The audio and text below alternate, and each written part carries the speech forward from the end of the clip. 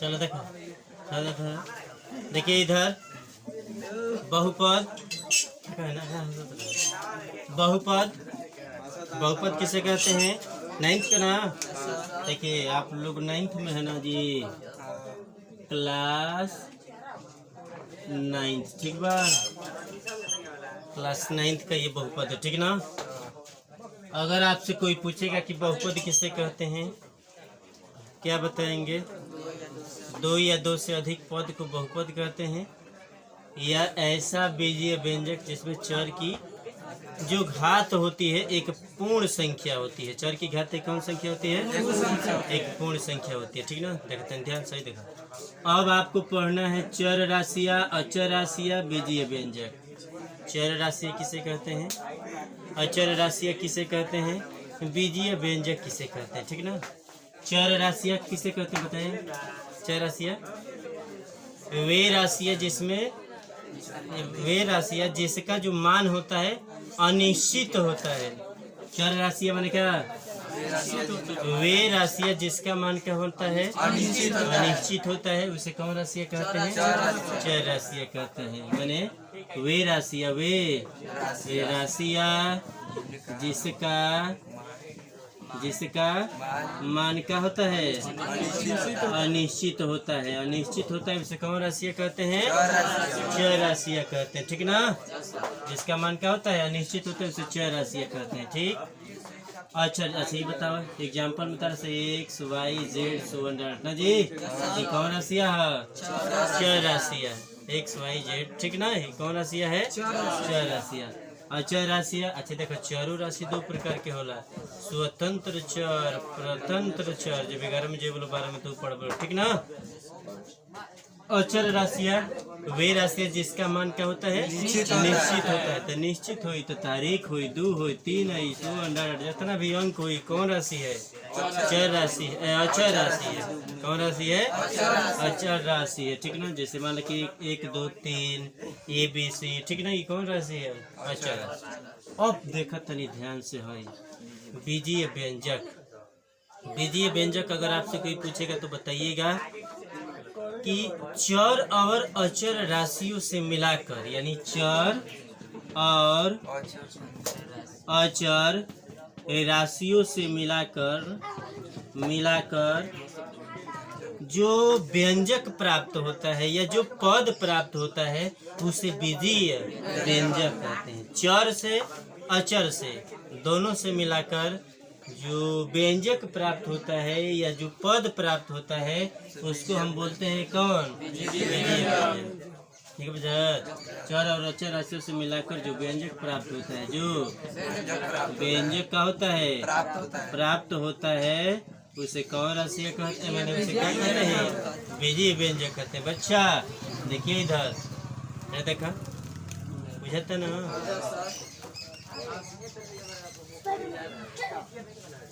2x 3x 5y। अच्छा ये बताओ है 2 का हो? अचर है कि ना? 2 का है, x का आ चर और अचर से मिलाकर जो है 2x बनल है, एक का कहिए? का है बच्चा? अचर है ना? आई का है? चर है ना? आए दोनों के मिलाकर जो है पूरा 3x का है, बीजीय व्यंजक है। आ रहा है समझ में? आ रहा है समझ में? इतना समझ में आइला? अब ये जैसे पढ़े के बाद बहुपद, इतना पढ़ला के बाद तरह से केहू पूछ देगा कि बहुपद, तो बताइएगा कि ऐसा बीजीय व्यंजक, ऐसा बीजीय व्यंजक जिसमें चर की घात एक पूर्ण संख्या होती है। कौन संख्या होती है? पूर्ण संख्या होती है, उसको हम बोलते हैं, क्या बोलते हैं? बहुपद बोलते हैं, ठीक ना? क्या बोलते हैं? बहुपद बोलते हैं, ठीक? इतना समझ में आ गया?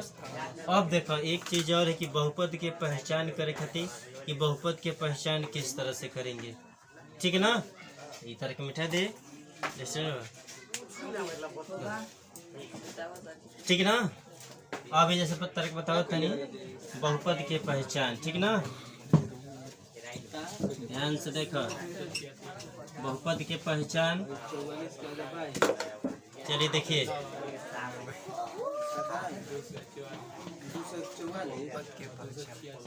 कि बहुपद के पहचान किस तरह से करेंगे। तो पहला याद रखिए कि पदों की संख्या निश्चित होनी चाहिए। पदों की संख्या निश्चित होना चाहिए। निश्चित होनी चाहिए। पदों की संख्या निश्चित होनी चाहिए, ठीक ना जी। यानी पद ओकर में ऐसा करे के बाकी गिन लेब तो बहुपद बा, ठीक बा। दूसरा पदों की संख्या निश्चित होना चाहिए। चर की जो घात होनी चाहिए, चर की घात धनात्मक होनी चाहिए। कितना होना चाहिए? धनात्मक होनी चाहिए। यानी चर की जो घात बा धन में आवे के चाहिए, ऋण में ना आवे के चाहिए, ठीक बा। अगर ऋण में आ गई तो समझिए कि बहुपद। तीसरा, चर का वर्गमूल नहीं होना चाहिए। चर का वर्गमूल नहीं होना चाहिए। लौचर के हो जाए लेकिन चर के नहीं होना चाहिए। चर का वर्गमूल नहीं होना चाहिए। जैसे में देखा तरह से कोई पूछ दे कि बताओ देखा दे 2x² ठीक प्लस 3x प्लस 2। आपसे कोई पूछे कि बताइए बहुपद है तो कहेगा कि हाँ बहुपद है। कैसे? पदों की संख्या निश्चित बा, 1 2 3 गो बा, तो निश्चित है ना बा। अच्छा ये बताओ चर का वर्गमूल धनात्मक बा, ये बताओ प्लस धनात्मक बा कि ना हो? हाथ पर 2 बा तो धनात्मक है ना बा, और एक बाटे तो यो का बा धनात्मक के बा। यही का मतलब कि बहुपद है। चर का वर्गमूल माने नहीं होना चाहिए। तो ये बताओ है 1 रूट में बा, 1 रूट में बा नहीं ना, तो इसका मतलब कि ये बहुपद। कितना समझ में आता है? कितना समझ में आया जी? बुझते ना? आप देखो जैसे मान लो इस तरह से दिया रहेगा, कोई बताइए अंडर, हाँ आ रहे हैं, रुक जाओ। Under 2x² plus 3x plus 1 ना रूट में है ना, अचर रूट में हो जाए के चाहिए, चर रूट में नहीं होना चाहिए, ठीक ना। एक अचर बने हो, चर नहीं ना है, इसका मतलब कि बहुपद है। बहुपद है, आयो बहुपद, ठीक है ना। तो बहुपद नहीं है वाला देख रहा है। जैसे मान लो कि इस तरह से दिया रहेगा x² plus 3 under root x plus 2, तब ये पूछ देगा आपसे कोई कि बताइए कि बहुपद है। तो देखा x है ना, कथी में है ये बताओ। हम करें कि चर मैंने वर्ग मैंने चर का वर्गमूल नहीं होना चाहिए, लेकिन जो वर्गमूल है ना तो इसका मतलब कि बहुपद। आ रहा है समझ में? इतना समझ में आ गया। बहुपदों के पहचान करे आ जाएगा ना। तो अब तरह के बताओ तनी बहुपद के आ जाएगा ना। चलिए आइए देखिए, अब अगला है बहुपद के घात। बहुपद के घात। अगर आपसे कोई पूछेगा कि बहुपद की घात, तो कहे कि चर के अधिकतम घात को बहुपद का घात कहते हैं। चर के अधिकतम घात को, चर के अधिकतम घात को बहुपद का घात कहते हैं। घात, चर के अधिकतम घात को बहुपद का घात कहते हैं। जैसे तरह से कोई पूछ देगा कि बताइए 4x² प्लस 3x प्लस 2, बताइए इसमें बहुपद का घात कितना है? सबसे अधिक है बच्चा, है ना, है घातवा कितना है? तो आ रहा है समझ में? अगर आपसे कोई पूछेगा कि x³ plus 3x² plus 2x plus 1, आपसे कोई पूछेगा तो बताइएगा कि घातवा कितना है? हाँ 3 ना, लिखे बुझा अजय देवगन आता बुझा जी ना। चर के अधिकतम घात को बहुपद का ये समझ में आएगा। अब तरह के बताओ, आगे देखो पूछा थी ना। बहुपद के प्रकार, बहुपद के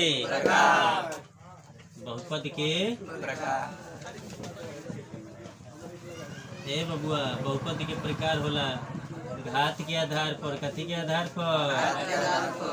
ए बच्चा, पद के आधार पर, पद के तो घात के आधार पर और पद के तो घात के आधार पर बबुआ पहला होला रैखिक बहुपद। कौन बहुपद? रैखिक। दूसरा होला द्विघात बहुपद। कौन बहुपद? तीसरा होला त्रिघात बहुपद। कौन बहुपद? देखिए चतुर्थ घात बहुपद भी होता है, ठीक ना। चतुर्थ घात बहुपद माने हम बताई वो के, लेकिन हवे तार शून्य बहुपद। कौन बहुपद? देखिए बुझात, यानी घात के आधार पर बहुपद 4 प्रकार के, कहीं कहीं 5 होला। रैखिक बहुपद, द्विघात बहुपद, त्रिघात बहुपद, शून्य बहुपद। कथी के आधार पर है? घात के आधार पर है बबुआ। पद के आधार पर हो एक पदीय बहुपद। एक पदीय बहुपद ना, एक पदीय बहुपद। दूसरा है द्विपदीय बहुपद, द्विपदीय बहुपद। तीसरा है त्रिपदीय बहुपद, त्रिपदीय बहुपद, ठीक ना। त्रिपदीय बहुपद। तीसरा है शून्य। बुझाइए, सुनी पदीय बहुपद। तो घात के आधार पर, पद के आधार पर, इहो 4 गो, इहो 4 गो। अब ये जैसे तरह के देखिए 2 मिनट में याद हो जाए, 2 सेकंड में याद हो जाए। क्या तरिए घात के आधार पर, अगर आप माने घात के आधार पर रैखिक बहुपद अगर आपसे कोई पूछेगा तो बताइएगा कि ऐसा बहुपद जिसमें चर की अधिकतम घात एक होती है, उसे कौन बहुपद कहते हैं? इनमें घात कितना होगा? तो कौन बहुपद? इनमें घात कितना होगा? कौन बहुपद? घात कितना होगा? कौन बहुपद? घात शून्य होगा तो शून्य बहुपद, ठीक ना। अचर जो बहुपद होता है उसको शून्य बहुपद कहते हैं, ठीक ना। जिसमें शून्य पद होता है, ठीक बा, तो शून्य बहुपद हो जी, ठीक बा। ठीक, एगो घात रही तो एक घात रहेगा तो 2 घात रहेगा तो 3 घात रहेगा तो 4 रहेगा तो 4 रहेगा तो चतुर्थ बहुपद, शून्य बहुपद। करिए ना कि कहीं कहीं 5 प्रकार के होला आ रहे हैं, ठीक ना। शून्य बहुपद, ठीक। अब देखिए भाई एक पदीय बहुपद में अगर आपसे कोई पूछेगा तो बताइएगा ऐसा बहुपद जिसमें एक पद होता है तो उसे कौन बहुपद बोलते हैं? एक पदीय। ऐसा बहुपद जिसमें 2 पद होता है उसे कौन बहुपदीय? ऐसा बहुपद जिसमें 3 पद होता है उसे कौन? त्रिपदीय। ऐसा बहुपद जिसमें 0 पद होता है उसे शून्य बहुपद कहते हैं। जैसे है तेरे एग्जाम्पल में, जैसे 2x बा ना, ये कहीं न पद बा तो ये कौन बहुपद है? अच्छा ये बताओ 3x + 2 कौन पद बा? तो ये कौन बहुपद है? अच्छा ये बताओ 4x² + 3x + 2 कौन पद है? तो ये कौन बहुपद है? त्रिपदीय बहुपद है, ठीक ना। शून्य बहुपद में जानते बड़ा लोग। इतना समझ में आया ना? इतना समझ में आया ना? पहला एक्सरसाइज दोनों खत्म हो जाए, ठीक ना। पहला एक्सरसाइज क्या होगा? खत्म होगा।